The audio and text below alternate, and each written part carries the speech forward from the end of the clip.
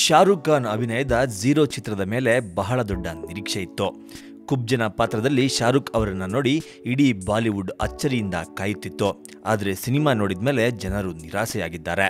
Zero cinema ಅಂದುಕೊಂಡಂತೆ ಬಂದಿಲ್ಲ, cinema bore ಆಗುತ್ತೆ, ನೋಡಲು ಕಷ್ಟ ಎಂಬ ಅಭಿಪ್ರಾಯಗಳು ಹೊರಬಿದ್ದಿವೆ. ಚಿತ್ರದ ಆರಂಭದ ದಿನವೇ ಝೀರೋಗೆ ಮಿಶ್ರ ಪ್ರತಿಕ್ರಿಯೆ ಬಂದಿದ್ದು, ಸಹಜವಾಗಿಯೇ ಬಾಕ್ಸ್ ಆಫೀಸ್ನಲ್ಲಿ ಭಾರಿ ಇಳಿಕೆ ಕಾಣುವಂತೆ ಆಗಿದೆ. ಹೌದು, ಮೊದಲ 3 ದಿನದ ಕಲೆಕ್ಷನ್ನಲ್ಲಿ ಝೀರೋಗೆ ಹಿನ್ನಡೆಯಾಗಿದೆ.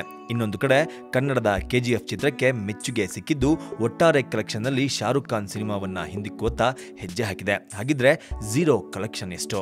ಶಾರುಖ್ ಖಾನ್ ಸಿನಿಮಾ ಮೊದಲ ದಿನ 20.1 ಕೋಟಿ ಗಳಿಕೆ ಕಂಡಿತ್ತು ಎಂದು ಖ್ಯಾತ ವಿಶ್ಲೇಷಕ ತರುಣ್ ಆದರ್ಶ್ ಟ್ವೀಟ್ ಮಾಡಿದ್ದರು.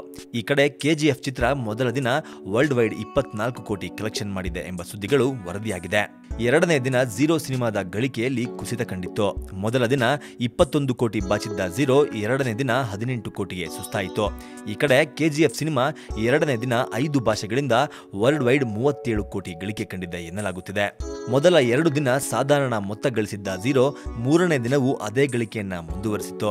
ಅಂದ್ರೆ ಭಾನುವಾರ ಝೀರೋ ಗಳಿಸಿದ್ದು 20.7 ಕೋಟಿ. ಆದರೆ KGF ಸಿನಿಮಾ ಮೂರನೇ ದಿನ ಎಷ್ಟು ಗಳಿಸಿದೆ ಎಂಬುದು ಸದ್ಯಕ್ಕೆ ಬಹಿರಂಗವಾಗಿಲ್ಲ. ಆದರೆ ಮೊದಲ 2 ದಿನಕ್ಕಿಂತ ಹೆಚ್ಚು ಗಳಿಸಿರಬಹುದು ಎಂಬ ನಿರೀಕ್ಷೆ ಇದೆ. ಅಂದಹಾಗೆ ಮೊದಲ ವಾರಾಂತ್ಯಕ್ಕೆ ಶಾರುಖ್ ಖಾನ್ ಸಿನಿಮಾ 100 ಕೋಟಿ ಕ್ಲಬ್ ಸೇರುತ್ತೆ ಎಂಬ ನಿರೀಕ್ಷೆ ಹುಸಿಯಾಗಿದೆ. 3 ದಿನಗಳಲ್ಲಿ ಝೀರೋ ಗಳಿಸಿದ್ದು ಕೇವಲ 59.07 ಕೋಟಿ ಮಾತ್ರ. ಸದ್ಯಕ್ಕೆ ಇದು ಭಾರತದ ಒಟ್ಟಾರೆ ಗಳಿಕೆ ಎನ್ನಲಾಗಿದೆ. ಇನ್ನುಳಿದಂತೆ ಹೊರದೇಶದಲ್ಲಿ ಸೇರಿ ಒಟ್ಟಾರೆ ಕಲೆಕ್ಷನ್ ಎಷ್ಟು ಎಂಬುದು ಕುತೂಹಲಪಡಿಸಿದೆ. ಒಟ್ನಲ್ಲಿ ಝೀರೋ ಚಿತ್ರಕ್ಕೆ ಸೋಲು ಎಂಬುದು ಒಪ್ಪಲೇಬೇಕು. ಈ ಕಡೆ KGF ಯಶಸ್ಸು ಕಂಡಿದೆ ಎಂಬುದನ್ನು ನಂಬಲೇಬೇಕು.